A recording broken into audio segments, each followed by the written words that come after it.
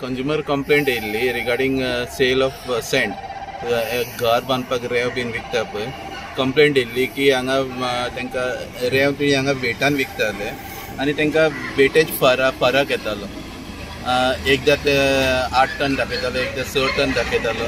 सो आमी हांगा इन्स्पेक्शनाक येयले तेन्ना आमकां हांगा एक क्लिपिंग मेळ्ळें विकता ते आनी आमी हांगा वेट घालून तेन्ना चॅक केलो तेन्ना आमकां इरेटीक डिलिव्हरी सापडली. आमी हांगा थोडे वेट घालून चॅक केल्ले तो सारको वेट दाखयनाशिल्लो, कमी वेट दाखयतालो आनी तो बेब्रेज ड्यू आशिल्लो.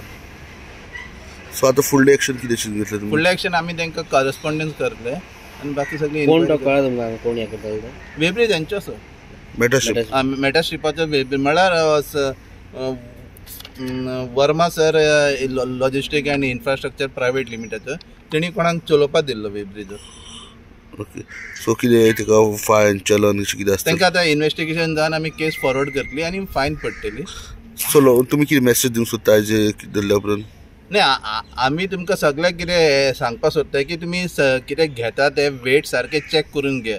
समज तुमी फीश मार्केटान गेले, वेजिटेबल मार्केटान गेले जाल्यार सुपर मार्केटान गेले, व्हडले मॉलान गेले, तुमी कितें आयटम घेता तेजो वेट चॅक करा.